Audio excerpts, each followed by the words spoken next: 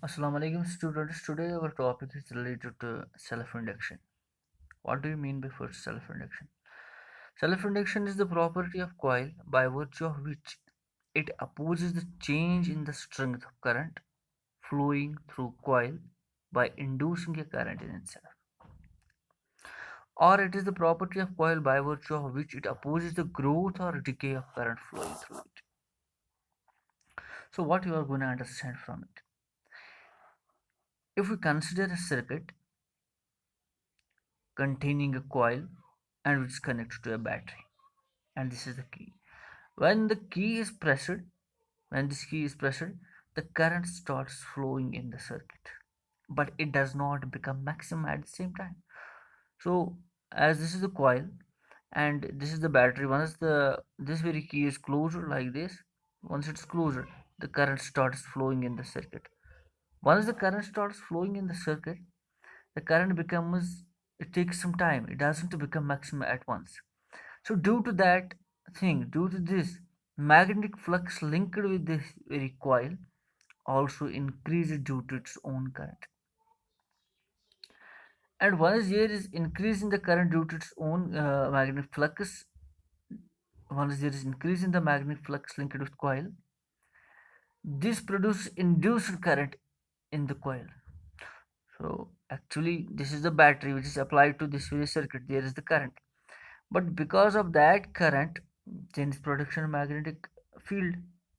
So this very magnetic flux linked with coil, it also increases due to it, gets increased due to its own current. This produces induced current in the coil. So there is one current, that is the actual, and then there is an induced current in the circuit, which opposes the growth of current. The current which you have applied, it doesn't become maximum at once, but it takes some time. It becomes maximum, but slowly. Again, when the key is released or the circuit is now made open, the current in the coil starts decreasing, or the current starts decreasing, as a result of which the flux linked with the coil decreases, the flux decreases, which produces induced EMF in the coil. The direction of induced EMF is such that the direction of induced EMF in this very coil is such that it delays the decay of the current. The now the current has decay. Now it has to decay. It has to get decreased, but it takes a lot of time. Thus, current does not become max zero at once, but takes some time to become zero. So whether the current has increased, current has to become maximum, or current has to decrease, become zero, it will take time. This doesn't happen at a one go. So because of the induced EMF produced in the coil, the direction of induced EMF in the first case is such that in the both cases it opposes, and in the second case it takes some time to become zero.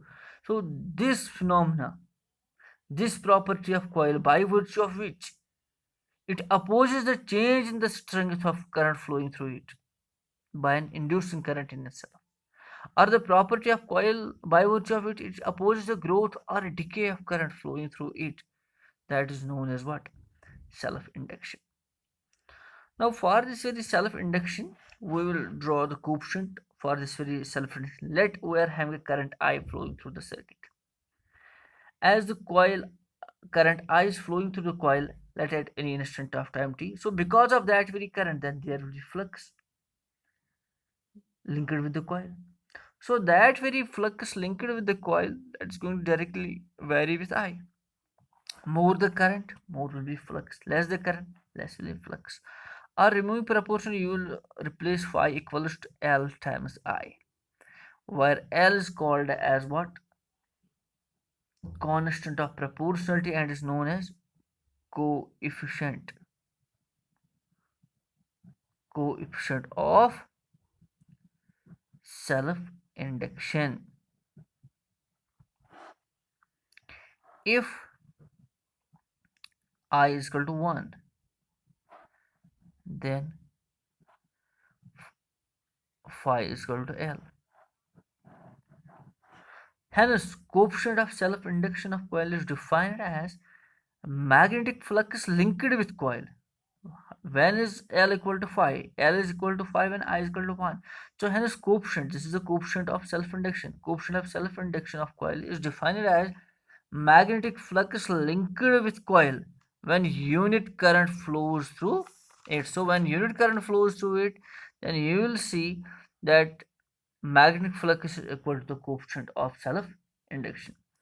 Now, if we will take this very equation and we are going to differentiate it with respect to time, then it will become as this very equation. On differentiating, it will become as d phi over gt is equal to L, as that is the constant for the coil, and it will be di by dt because it's a current which is varying. But we know this d phi by dt, but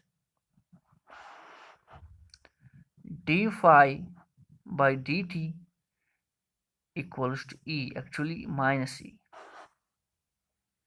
but magnitude of this very E equals to d phi by dt.